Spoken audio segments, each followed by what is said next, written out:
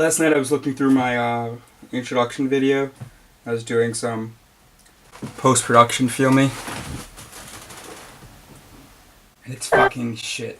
I make penis jokes, self-deprecating penis jokes for no reason. It's way too soon for that. So meet me, okay? I'm Eris.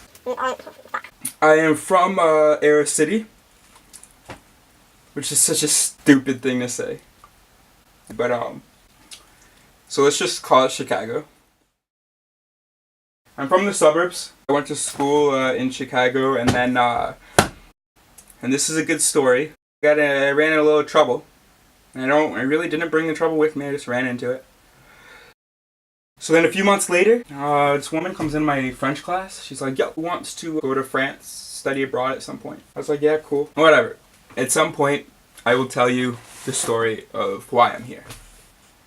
I study neuroscience. My interest is specifically in cognitive neuroscience, beliefs, rationality. I also do some improv. The last 2 times I did improv, it's not nearly this handsome. I've never been this handsome. I wasn't even close.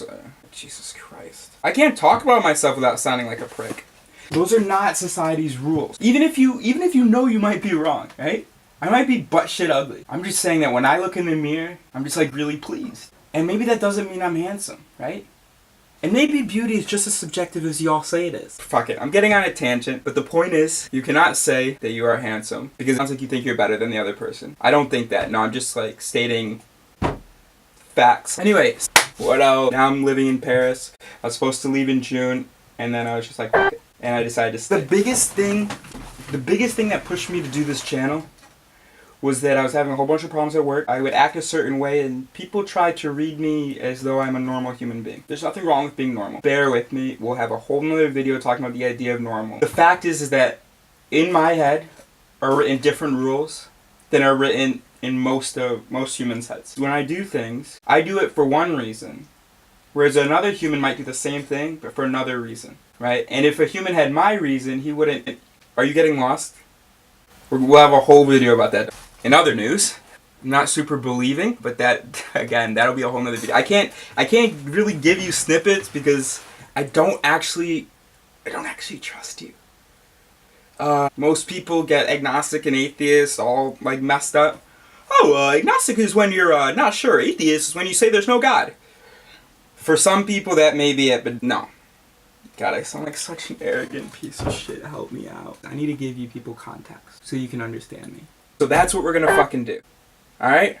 What do I like to do during a long walk on the beach? Has to be with a beautiful woman. Inside and outside. Okay, this is not going the right direction.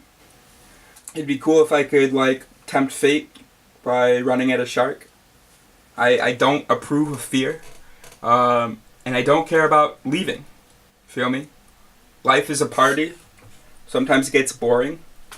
Sometimes the only way to kind of spice it up is to just go outside. Right? Or to threaten to go outside. And then if you're lucky, some beautiful girl's gonna be like, hey, wait, don't go outside. That's never happened to me though. I'm not worried about leaving the party, right? I know that once you actually walk out the door, you can't come back. But some of my greatest adventures have been right by the door.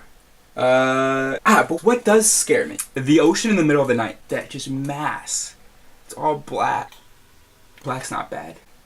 I love black people, they're hilarious. It's the unknown, right? The darkness, the obscurity.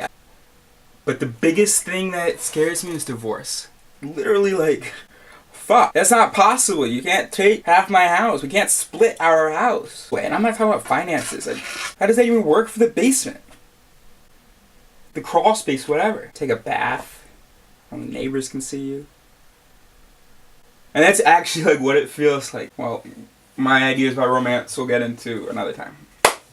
So anyway, so that's what we're gonna do. We're gonna read some letters. Okay, so this guy, we're both pretty much equally drunk.